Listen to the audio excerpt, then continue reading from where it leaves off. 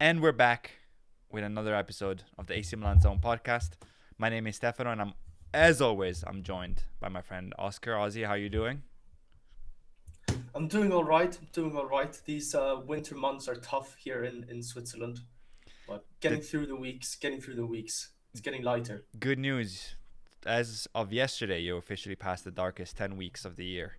So now it's all gravy. It's all going up. The days get longer. We get a It's little all bit more light. sun, and hopefully, it gets brighter also for Milan. We get 3 more points. It's just Lecce. It's just Lecce at home. Everyone calma. But Allegri answers all the critics. A dominating win, like we've seen only a handful of times this year, I would say.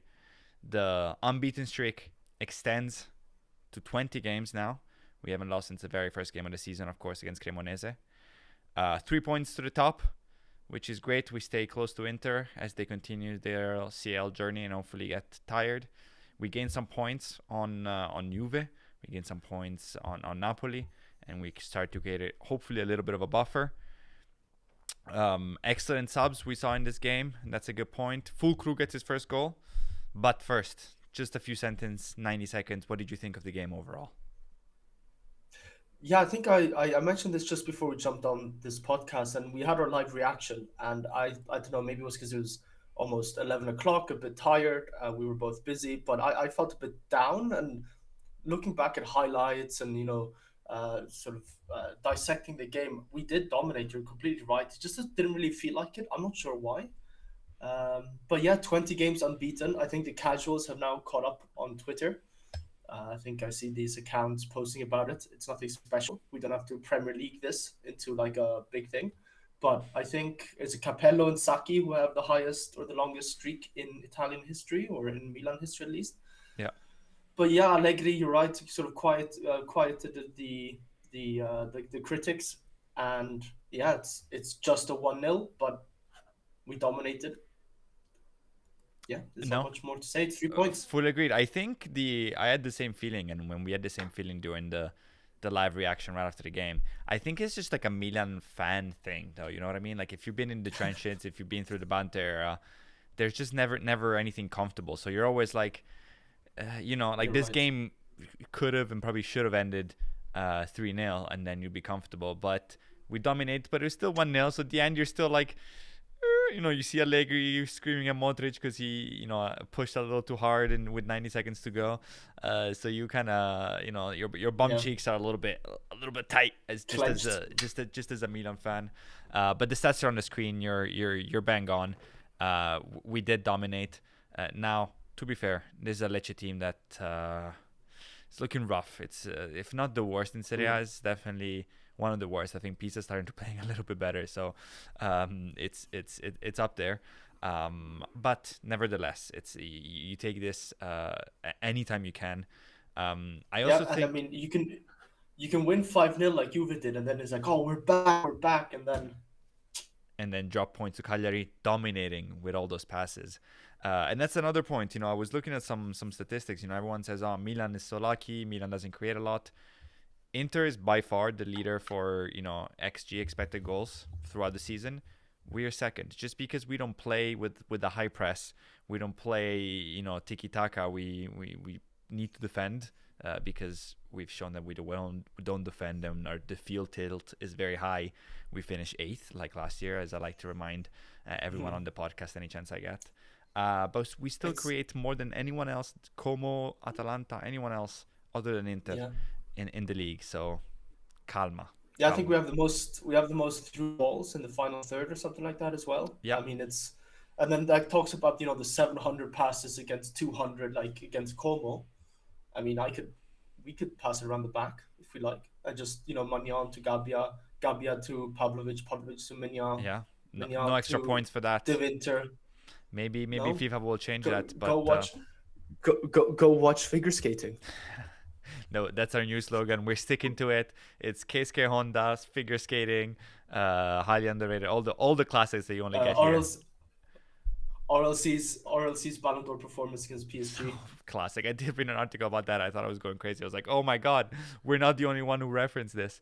Um, But of course, we have to talk about a few things. Füllkrug, a few of the players, and I think the best way to go about it is with the usual segments. And we'll start with the zone verdict, the hero and the culprit of the game.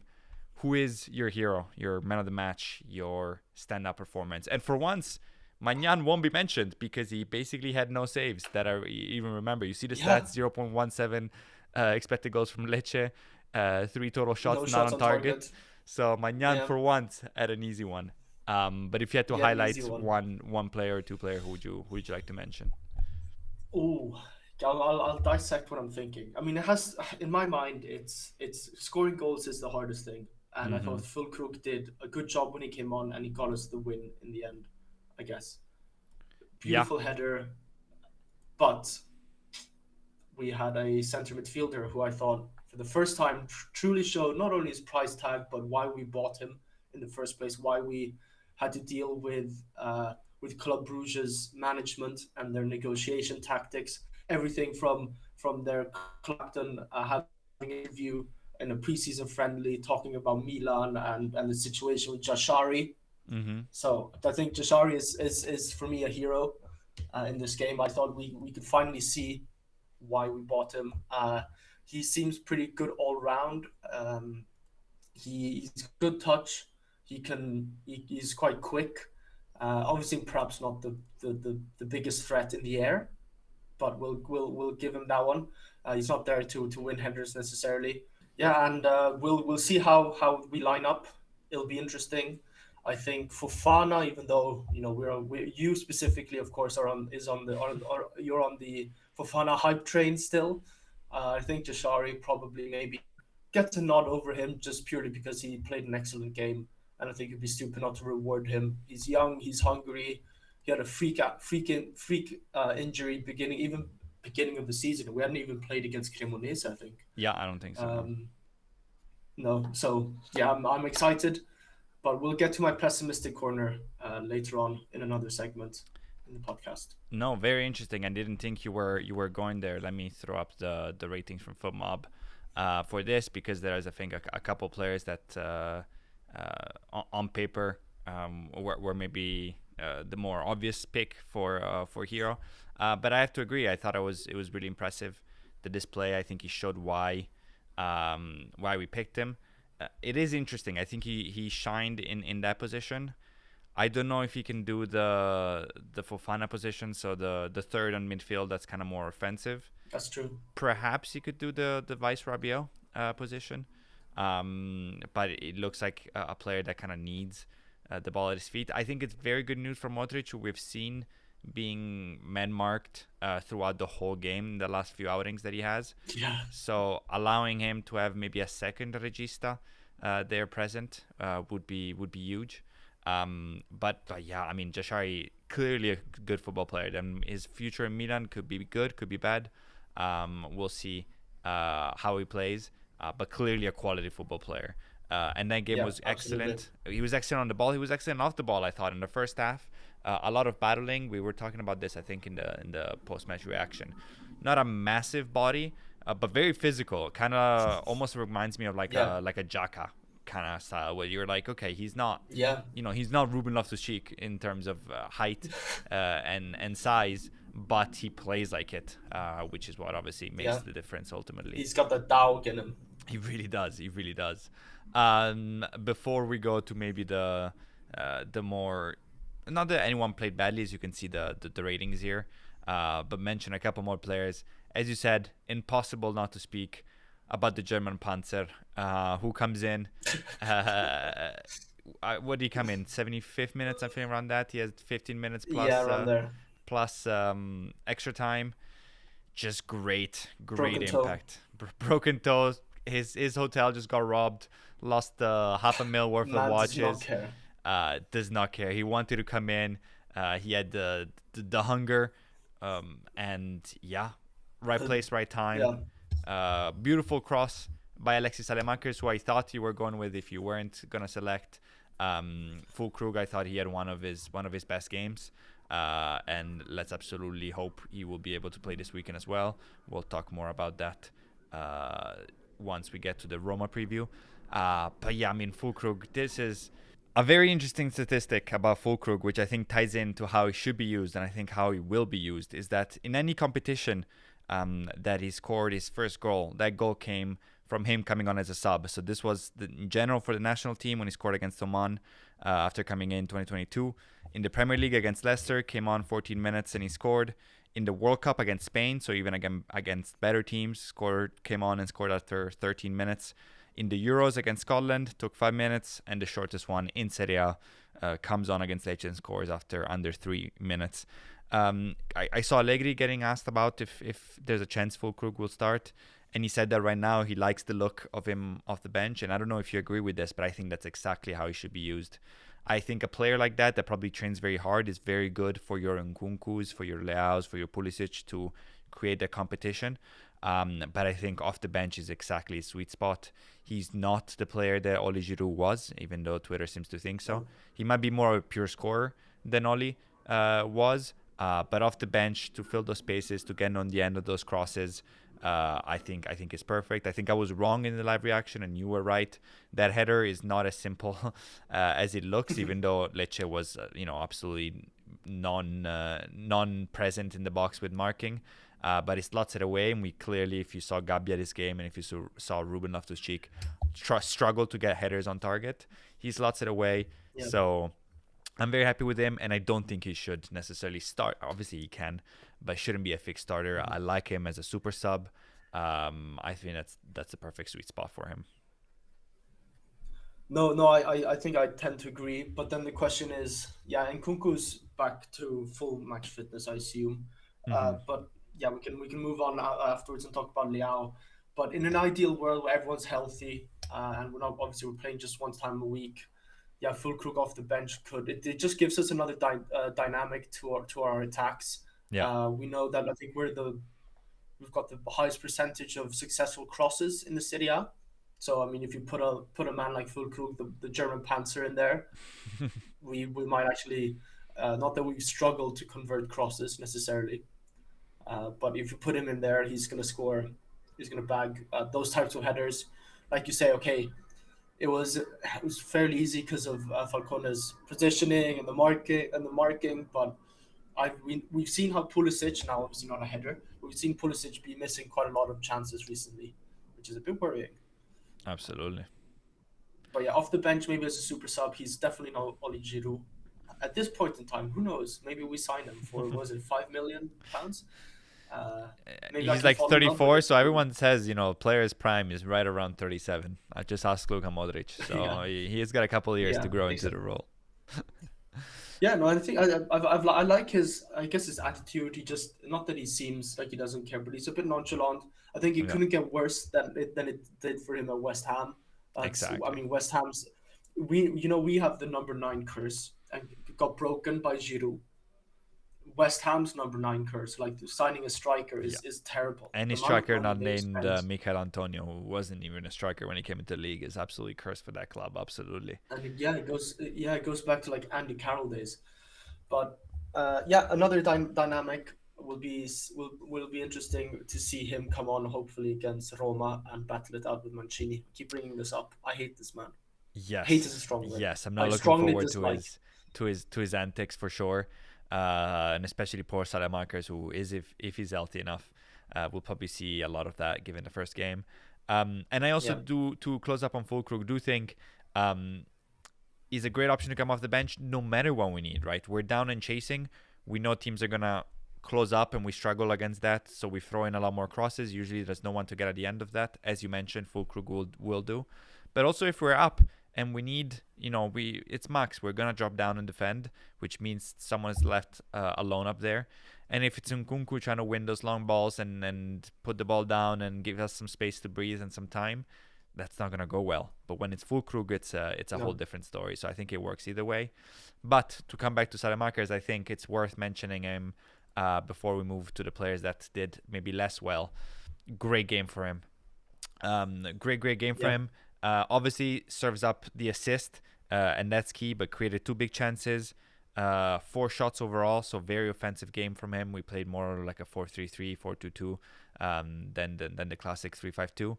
89% total passing percentages. A lovely game from him.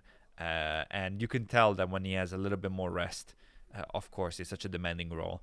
Yeah. He's allowed to really shine. I thought he was right there with Füllkrug for man of the match, arguably. Yeah, no, he's back. He's, I guess, back. He's now performing that like he did up until 3 4 games ago.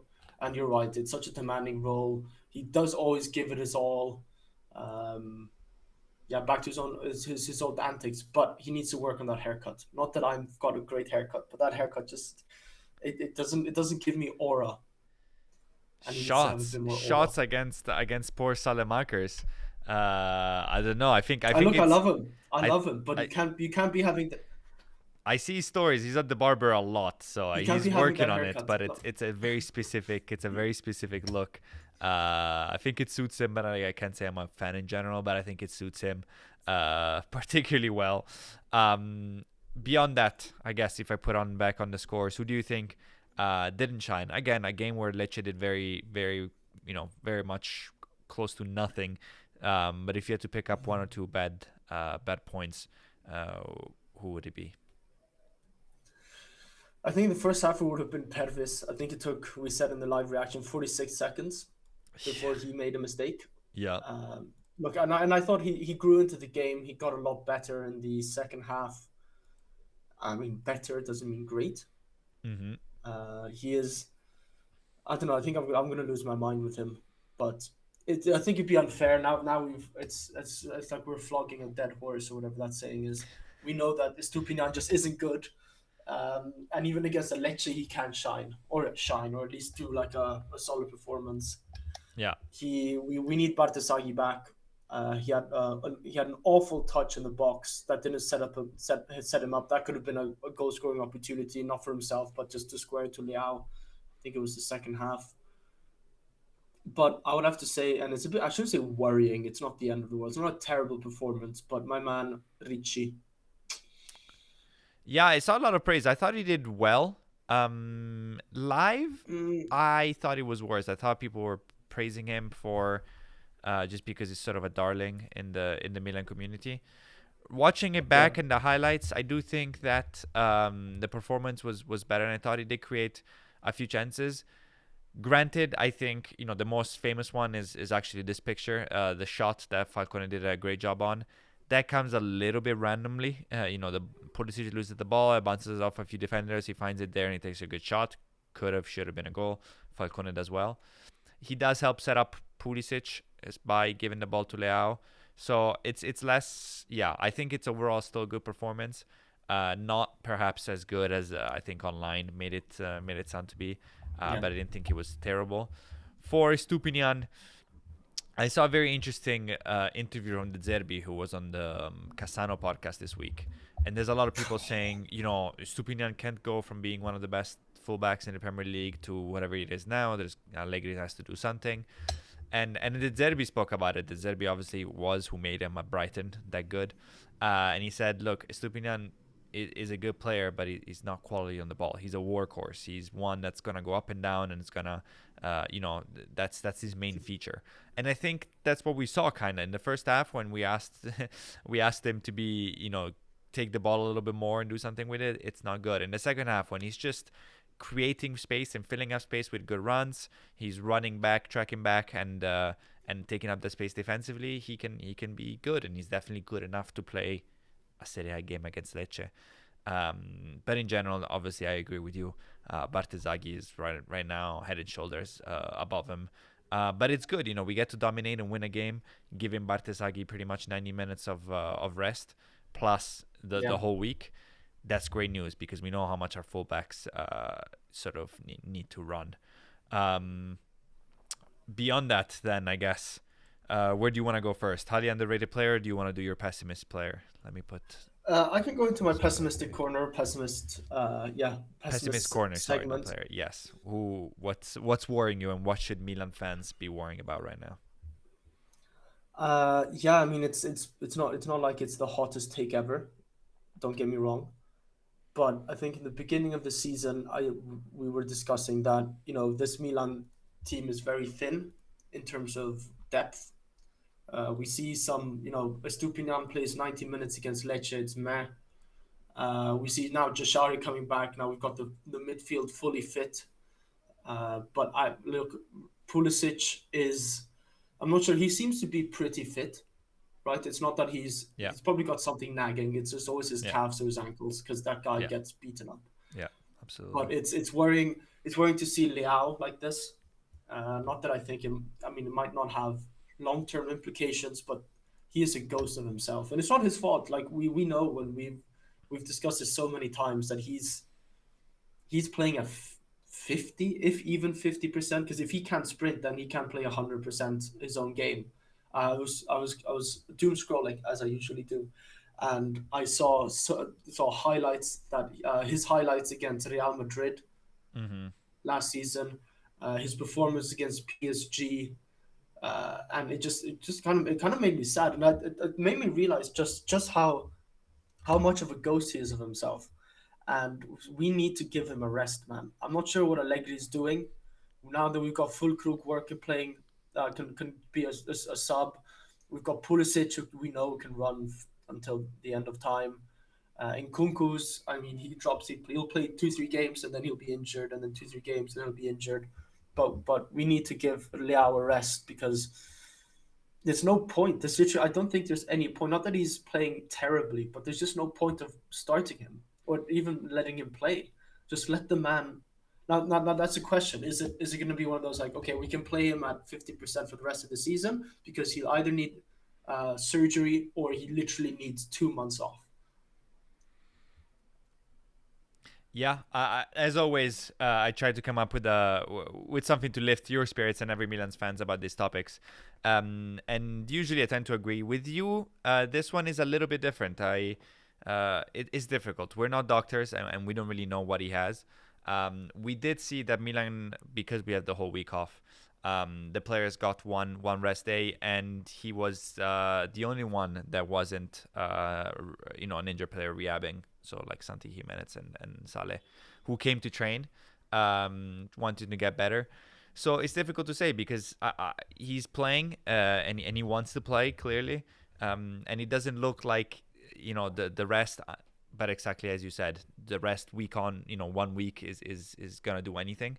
Maybe he does just needs those 2-3 months, as you were saying. But I have to say, I read a very interesting article that I tend to agree with. It's obviously a shame. You're right. He's half the player that he could be without his sprint, and it is frustrating to watch, absolutely. But it is sort of forced him to work on some very interesting aspects of his game. His finishing, of course, and being in the right place, right time, and slotting the ball away. He's still scoring a lot, even though the chance creation has gone down because he can't sprint. And he's setting up. It's now the second game in a row where we see him do a beautiful through ball pass and setting up a teammate. Against Como was a goal and Rabiot slots it away. Against Lecce should have been a goal, but Pulisic gets his chance saved. This is not something that we've seen from Leao before. And I think it could really unlock the next level of his game. So as much as you are correct in saying it is frustrating and worrying to see him not walk around, but mostly walk around because he can sprint. Yeah. I do think there is some good from it. And yeah, the frustrating part for me, the truly worrying part that I definitely agree with you on is this gonna be it? Are we not gonna be able to see Milan utilize Leao to his max for the rest of the season? Yeah. Because that would be a shame. I mean, I saw even the game against Roma. We went and we watched it back to prepare for this weekend. He does some sprints there that we haven't seen him do recently. So I'm trying to figure out, did he feel pain again there? So now he's managing. It's tough to say, but clearly he's fine enough. I mean, again, he showed up to train extra. So yes, we will see how that goes. I have not given up hope on Rafa Leao. But we will see. Of course, next up, we have to talk about a few things. Oscar's had to step out. I'm going to finish up the podcast by myself, putting the whole AC Milan Zone podcast on my shoulders and finish up. There was a few questions from Instagram that I want to talk about about mainly the transfer market. Of course, the January transfer window is currently going on. One that I have right here is from Bambasta9, great name, talking about help in the defense. But in general, we got a lot of questions about the transfer market. Right now, it does look like we're scouting for a defender. The name of Gila from Lazio has been thrown around. Coppola from Brighton and Verona has been thrown around. None of those leads are very hot. I think we're going to have to wait probably a couple more days. The last few days of the January Mercato is where everything goes. There's also a huge domino effect usually that takes place here. I do think we need definitely a center back and potentially someone on the wing. But if I had to put my money on it, be on the lookout for one center back to sort of fill in, not necessarily a starting caliber center back, but definitely someone that could maybe play also fullback. We've seen Allegri, again, positional football. There's no fixed formation. Play Tomori sort of as a right back. Because when we have the ball, especially against smaller teams, we build with a 4-2-2 or 4-3-3. So no concrete names yet. There was talk about Ruben Loftus-Cheek going to Aston Villa because they're trying to replace Camara, even though Camara is definitely not a profile. He's very much a CDM. I don't know why Ruben Loftus-Cheek would be the player that gets selected to fill his role. In that case, then we'd probably look maybe for a midfielder.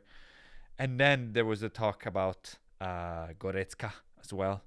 That's more for the summer. It will be a free transfer. Look, the rumors have been from decent sources here, but Milan fans, I would not focus on this right now. I wouldn't place my hopes too high for this type of transfer. But that being said, obviously, you never really know what the Mercato brings. And with this, of course, we have to talk about Roma. For this, I'll put back on the split screen, even though Oscar's not here, so it will be a black square. Ooh, this is a big one. Of course, Roma have won 5 of the last 7 Serie A games, and those 2 losses only came against Atalanta and Juve, some good sides. They're back in 4th place, overtake Juve after Juve dropped points to Cagliari. And they're doing great right now. They played on Thursday in the Europa League against Stuttgart and got a very convincing win at home. They managed to rest some players, which is a shame for us, of course. Gasperini talked about how right now the Europa League is not a focus and they were preparing for us. Malen, of course, was their big addition in January, and he looked great in the first games. Now, of course, Calma, he did look like R9 in that first half against Torino. I don't think he's going to be all that for the rest of the season, but he looked great, and he made his teammates look great. This is the best Dybala has looked with someone alive up there that's not Dovbyk or Ferguson. So that's going to be a concern for us. Malen obviously could not play in the Europa League, probably wouldn't have anyway. Gasperini was rotating. So he's rested. Be on the lookout for that. What I'm guessing is going to be Malen, Dybala, and Sule Trident up top. They are a bit short in defense.